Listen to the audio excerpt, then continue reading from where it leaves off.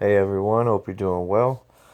It's Saturday for me on the weekend, so of course I'm gonna make a Bitcoin video because that's the only market open for me.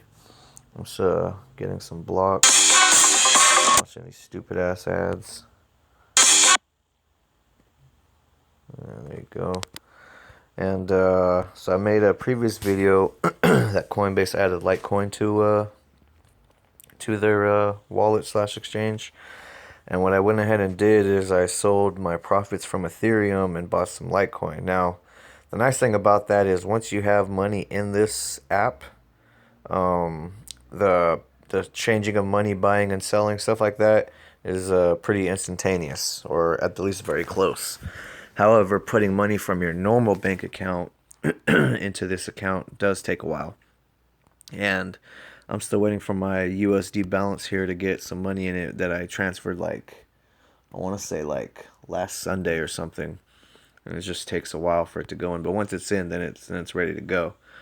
But basically, Ethereum kind of hit this top right here, and that's about where I sold it.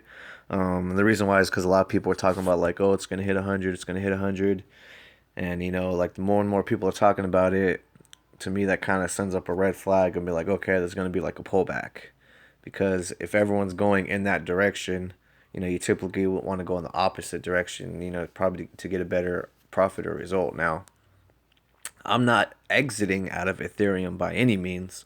I just sold some of my profits and I put it into Litecoin. Now, Litecoin hit a nice little bump up right here. Oh, wait, there we go. Hit a nice little bump up right here. I believe this is when it was announced, or I should say when it came onto Coinbase, and then people started buying it, and then I bought it.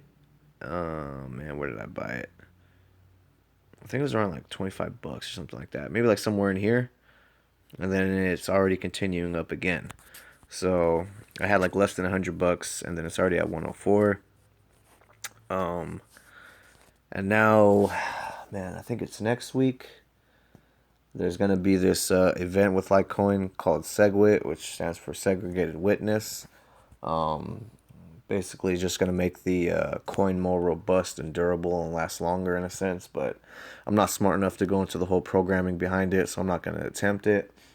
But people kind of speculate there could be a pullback, or there could be a shoot up. It could go either way. I'm more of on the pullback side because I think when that happens, basically the coin's gonna go into a new or the next phase, I should say, and depending on how people feel about it, might be concerned. Now, what I find interesting about it is because Bitcoin's been trying to, or not, I shouldn't say trying to, has been avoiding it for doing the same thing because it wants to basically grow because they're experiencing a scaling problem. Basically, Bitcoin was never intended to get this big, to make this much money, to have this many coins out, to be this successful. So the problem is now there's not enough Bitcoin out there for really people to buy. Now I'm not saying you can't buy Bitcoin. Of course you can. I have, but it's growing up, becoming more and more of a concern. And that whole SegWit event for Bitcoin would be one way to resolve it by splitting the coin into basically two different coins. You have the original, and then you have, I believe, Bitcoin Unlimited. And one or the other will have, or they'll both have their own group of people basically handling it. So whichever one's a better currency, obviously people are going to go for. But it looks like Litecoin's going into that kind of right now, within the week or so, and I think it'll be a good test to see, if it's successful. Maybe the people that are holdouts on Bitcoin will do the same. But for me, I mean, the star of the show has always been Ethereum. I think the technology with it is great, and it's gonna be the next big thing. Bitcoin, of course, has been out there for a long time, so obviously it's way more durable. A lot more trusted, a lot more liquid. Um, so depending on what you want to buy to, but I think now that you have these three options here, you have a basically expensive coin to buy, which again you only buy fractions. You buy millibits. You don't have to have $1,500 to buy one coin. You can do like me and buy $100 worth of it, and you can own 0.084744195. You're just buying fractions, but it trades just like the currency if you had a full coin. And then you have the second most expensive, which is Ethereum, around $100. So if you have a little more money, maybe you want to spend, and you're interested in this technology, you can invest in it. And you have the least expensive, which is Litecoin, which is around $30. And I think it's like a mental kind of a mental game with people. You know, they see 1,500, they're like, oh my God, how can I afford that? But then they don't realize, for one, they can buy fractional shares of it, and two, that's just the trading price of it. That has nothing to do with like the technology of it and how it's performing and stuff like that. You know, they're specifically looking at it from a speculative view. So I think it's good that they have three options on this app now, and kind of at three different price ranges to kind of give people a little more comfortability in their choices. And I think all three, you know, can be good investments. You know, Coinbase is pretty well trusted amongst U.S.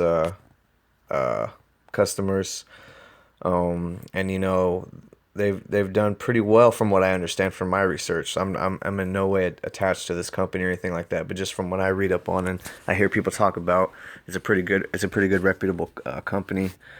So the fact that they added Litecoin to me makes them or makes it seem like, you know, if they're putting their faith into it, I should too. Now, like I said, Litecoin could drop, which is fine. That's just an opportunity for me to buy more. But I'm gonna hold it for the long term. I said in other videos, you know, just looking at the price of it, you know, Bitcoin can be kind of thinking about, you know, I want to make big purchases. I want to buy a house, a car. I want to pay for college, you know, like 40, 50 grand or something like that. And Litecoin's like, you know, I want to buy groceries. I want to go to the movies, go on a date, you know, buy someone a Christmas gift, something like that, because the price is much less and it's easier to break down. If you look at my Litecoin, $100 gets me basically 3.6 Litecoins.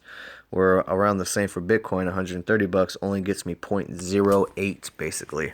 So just when breaking them down that way for purchasing, I think is just simpler overall, and I think that's one reason why people will kind of have both, because you know, one can be Bitcoin can be considered gold, and Litecoin can be considered silver, and Ethereum, if you want to get into the whole analogy aspect of it, can be considered like the oil for the market that moves things around, because people build upon what Ethereum's platform is, making their own apps, or I guess dApps, decentralized applications for the service. Now, like I said, I'm for as far as this is concerned, I'm looking forward to the whole SegWit event for Litecoin. I want to see what that does.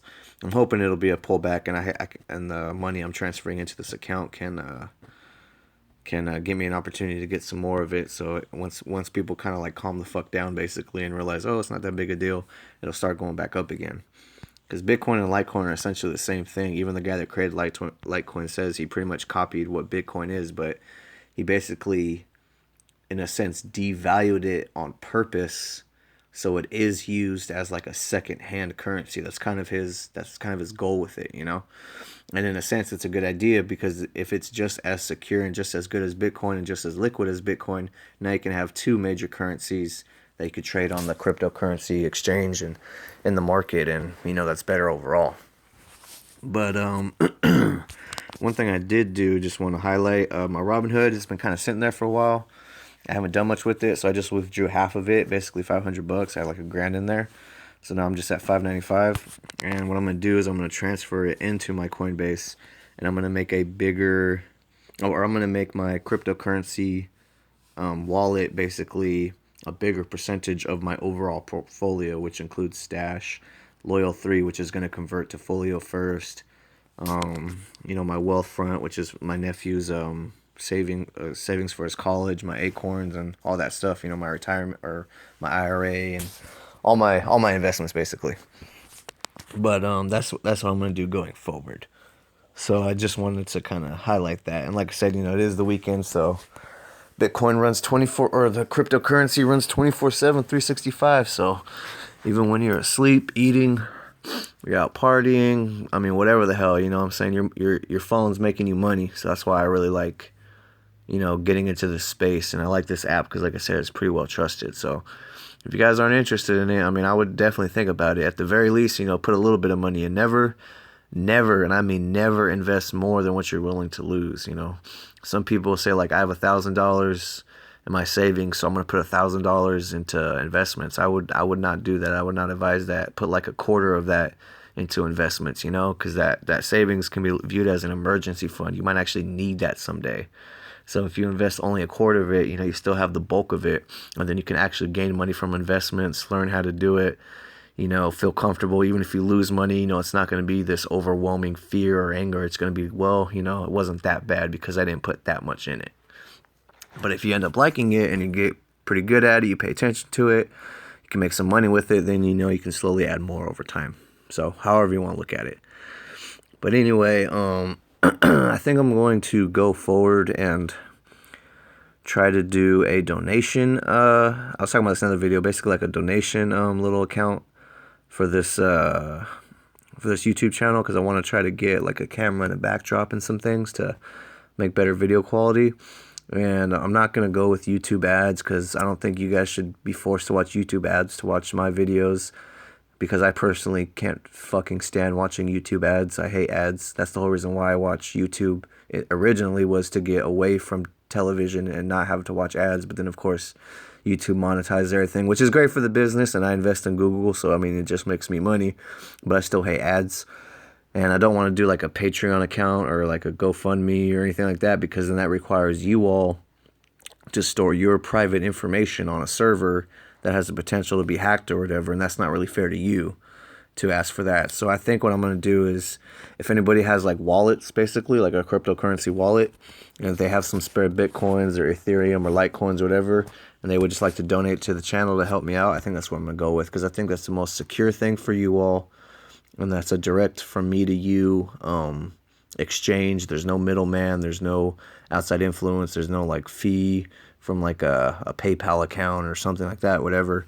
I think that's the overall best idea. So I might be doing that in the near future, and I'll probably make another video on that. But for now, like I said, I would encourage people to kind of get into this space, because like I said, overall, the best way to look at it, it's a great hedge against the stock market. And with, you know, the French election, you know, happening right around the corner, you know, these wars that we're doing overseas, you know, GDP being in question, our interest rates still being below 1%, you know, we're building into this bubble, you know, there's a lot of speculation and fear in the market. And I think kind of getting yourself at least 1 foot outside of it to help you guys, you know, feel more comfortable, feel more secure, and getting into a cryptocurrency that's liquid, in the sense that you could exchange for Bitcoin for US dollars, you could exchange for euros, and for Europe, you know, Japanese yen, the Chinese yuan, you know, like a lot of countries